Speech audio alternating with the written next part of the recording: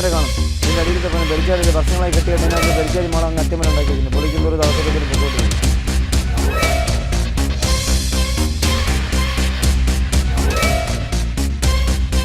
നമ്മളെന്തായാലും ഇവിടുത്തെ ദൗത്യം ഇവിടുത്തെ ചെറുപ്പക്കാർ, വീടിൻ്റെ ഓണറും ഇവിടുത്തെ 2 ചെറുപ്പക്കാർ നമ്മൾ ഏറ്റെടുത്തിട്ടുണ്ട്. അപ്പോൾ നമ്മൾ കുറച്ച് നേരം നമുക്ക് അവർ പാറ പൊളിക്കാനുള്ള ശ്രമം നടക്കുന്നുണ്ട്. പാറ പൊളിച്ച് തുടങ്ങിയിട്ടുണ്ട്. അപ്പോൾ എനിക്ക് തോന്നുന്നത് നമ്മൾ പാമ്പ് കയറിയതിൻ്റെ കുറച്ച് ദൂരത്തിലേക്ക് മാറ്റി ഒരു ഇടയുണ്ടാക്കി അവിടെ നിന്ന് കുറച്ച് പൊളിച്ച് ഗ്യാപ്പ് ഉണ്ടാക്കി വെച്ചതിന് ശേഷം പാമ്പ് കയറിയ സ്ഥലം ഇങ്ങോട്ട് പൊളിക്കുന്നു. കാരണം മേളത്തെ അങ്ങനെ വെച്ചോ കേട്ടോ, മേളത്തെ അതെ അത് ഇപ്പം അങ്ങനെ ഇരിക്കണം കേട്ടോ. അല്ല കാണാൻ വേണ്ടി കാണാൻ വേണ്ടി മാത്രമേ, അല്ലെങ്കിൽ അതെല്ലാം വേണ്ടി പോകും.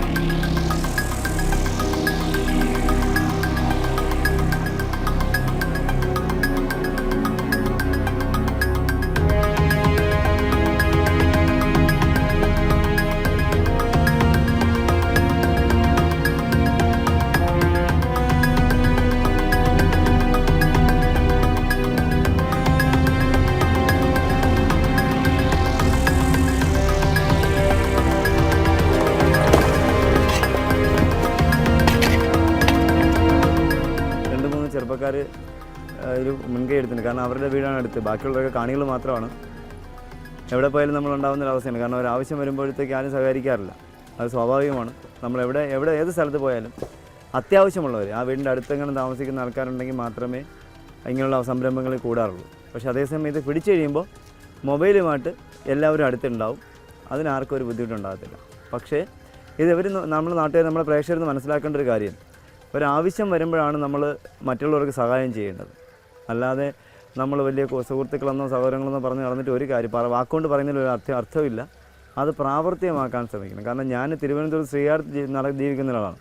ഞാൻ ആദ്യം വന്നിട്ട് ഇത് മടിച്ചിട്ടും ഞാൻ പിന്നെ ഇറങ്ങാമെന്ന് വിചാരിച്ചത് അദ്ദേഹത്തിൻ്റെ വീട് തൊട്ടടുത്താണ്. പിന്നെ ഞാൻ നോക്കിയപ്പോൾ വെള്ളം എടുക്കുന്ന ഒരു ചെറിയ രാത്രിയൊക്കെ ഇറങ്ങി വെള്ളം കുളിക്കാനൊക്കെ വേണ്ടി അവർ ഉപയോഗിക്കുന്ന സ്ഥലം അവിടെ ഇങ്ങനെ വളഞ്ഞു വെച്ചിട്ടുണ്ട്. അപ്പോൾ ഞാൻ വിചാരിച്ചു എന്തായാലും ഒരു അപകടം നമ്മൾ ഉപേക്ഷിച്ച് പോയിട്ട് ഇനി അവർക്കൊരു ബുദ്ധിമുട്ടുണ്ടാവരുതെന്നുള്ളൊരു മനസ്സുള്ളതുകൊണ്ടാണ് ഞാൻ ഈ സംരംഭം. കാരണം നിങ്ങൾക്കറിയാം, നമ്മുടെ പ്രേക്ഷകർ കാണുന്നുണ്ട്, ഇതുപോലെ തോട്ടിലൊന്നും പോയി നമ്മളൊരിക്കലും മതിൽ പൊളിക്കാറില്ല. കാരണം ഇത് എഴിഞ്ഞങ്ങ് പോകും. തോടാണ്, സർക്കാരിൻ്റെ സ്ഥലമാണ്, അതുപോലെ പാമ്പുകൾക്ക് അവകാശപ്പെട്ട സ്ഥലമാണ് ഈ തോട്ട് വെക്കൊക്കെ. അപ്പോൾ അതങ്ങ് കഴിഞ്ഞ് പൊക്കോളും. അപ്പോൾ നമ്മൾ തന്നെയാണ് ഇതിനെ സംരക്ഷിക്കാനായി DR അടുക്കി വെച്ചിരിക്കുന്നത്. അപ്പോൾ പാമ്പുകളെയും കുറ്റം പറയാൻ കഴിയില്ല. എന്തായാലും അപ്പോൾ എന്തായാലും ആ വീടിൻ്റെ ഓണർക്ക് രാത്രി എടുത്ത് മനസ്സമ്മേടെ കിടന്നുറങ്ങാൻ കഴിയില്ല. അപ്പോൾ അതുകൊണ്ട് അദ്ദേഹം നല്ല മുൻകൈ എടുത്ത് എന്തൊന്നാലും കുഴപ്പമില്ല, എന്തായാലും നമ്മൾ ഇടിച്ചു. ഇപ്പോൾ നമ്മൾ ഏകദേശം ഒരു 8-10 അടിയോളം നീളത്തിൽ നമ്മൾ ഇടിച്ചു. അദ്ദേഹത്തിനെ കാണാൻ കഴിഞ്ഞിട്ടില്ല. ഇനി നമ്മൾ കുറച്ചുകൂടി പാമ്പ് കടന്നു പോയി എന്ന് പറയുന്ന സ്ഥലം നമ്മളായിട്ടേ ഉള്ളൂ. ഭാഗ്യമുണ്ടെങ്കിൽ നമുക്ക് ആ മേഖലയിൽ എവിടെയെങ്കിലും വെച്ച് അദ്ദേഹത്തിനെ കാണാം. എൻ്റെ ഒരു മനസ്സെന്ന് പറഞ്ഞാൽ അകത്തോട്ട് കടന്നു പോകാതില്ല, അകത്തോട്ട് മാളം ഉണ്ടാവാതിരിക്കട്ടെ എന്നാണ് ഞാൻ ആദ്യമായിട്ട് പ്രാർത്ഥിക്കുന്നത്. ഇടിച്ച് മാളത്തിൽ പോയി കഴിഞ്ഞാൽ നമ്മുടെ പ്രേക്ഷകർ കഴിഞ്ഞ എപ്പിസോഡിൽ നമ്മൾ ആറ്റിങ്ങിൽ ഒരു മതിൽ പൊളിച്ച്, വലിയൊരു മതിൽ നമ്മൾ ഏകദേശം ഒരു 50 മീറ്ററോളം പൊളിച്ചിട്ട് പോലും നമുക്ക് പാമ്പിനെ കിട്ടിയിട്ടില്ല. നമ്മൾ ആ ദൗത്യം പാമ്പിനെ ആദ്യം നമ്മൾ കണ്ടതാണ് പാറക്കെട്ടിനകത്ത്. പക്ഷേ ആ പാറ പൊളിച്ച് നമുക്ക് കിട്ടിയിട്ടില്ല. നമ്മൾ ആ ദൗത്യം ഉപേക്ഷിക്കേണ്ടി വരും. ഇതൊരു പരിധിയുണ്ട് നമുക്ക് മതിൽ പൊളിക്കാൻ. അപ്പോൾ നമ്മളെന്തായാലും കുറച്ചുകൂടി നമ്മൾ പാമ്പിൻ്റെ അടുത്തെത്തിക്കഴിഞ്ഞു എന്നാണ് എനിക്ക് തോന്നുന്നത്. നമ്മളെന്തായാലും കുറച്ചുകൂടി ഒന്ന് ഇവിടെ സഹായത്തോടെ നമുക്കൊന്ന് കുറച്ച് കരുതുന്നു.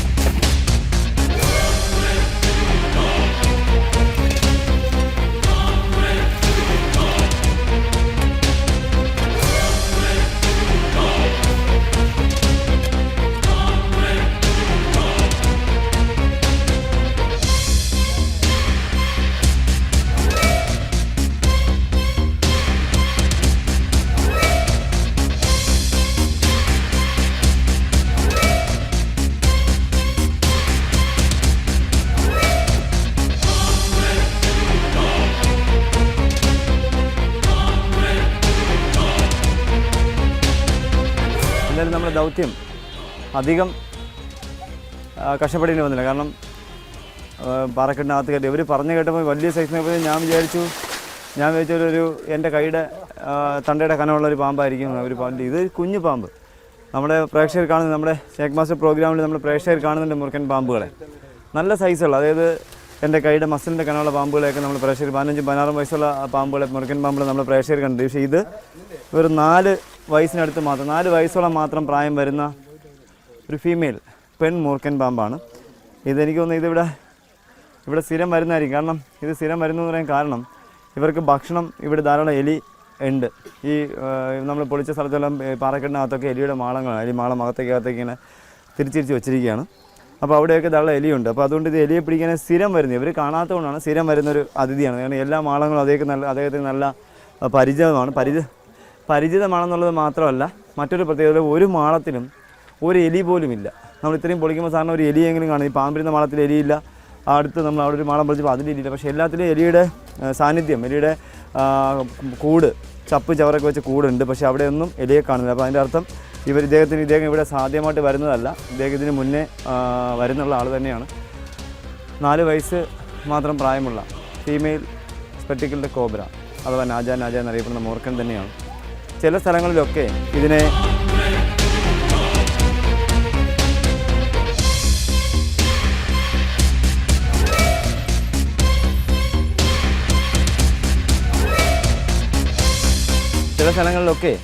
ഇന്ന് രാവിലെ തന്നെ നമ്മളൊരു പാമ്പിനെ പിടിക്കാൻ പോയപ്പോൾ അവിടെ അമ്മ പറയുന്നത് പില്ലാനി മൂർക്കൻ എന്ന് പറയുന്നത്. അങ്ങനെ ഓരോ സ്ഥലത്തും ഓരോ പേരിൽ അറിയപ്പെടുന്നത്. അങ്ങനെയൊന്നുമല്ല, ഈ സാധാ മൂർക്കൻ സ്പെക്ടിക്കിൾഡ് കോബ്ര എന്നറിയപ്പെടുന്ന മൂർക്കൻ തന്നെ. പക്ഷേ ഇദ്ദേഹത്തിൻ്റെ പ്രത്യേകം നമ്മൾ ഇത്തിരി ഇടിച്ചെടുത്തുകൊണ്ടായിരിക്കാം ഇദ്ദേഹത്തിന് കടിക്കണം എന്നുള്ള ടെൻഡൻസി, കടിക്കണം എന്നുള്ള ചിന്ത മാത്രമേ ഉള്ളൂ.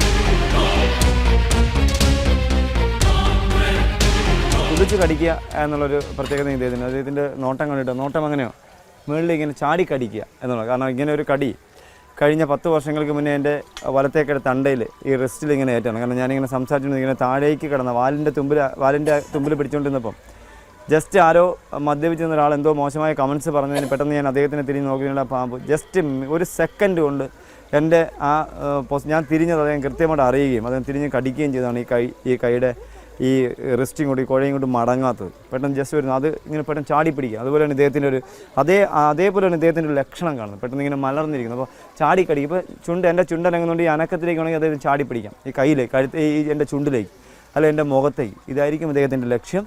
എന്തായാലും 4 വയസ്സ് മാത്രം പ്രായമുള്ള ഒരു ചെറിയ മൂർക്കൻ പാമ്പിനെ നമ്മൾ പിടികൂടി.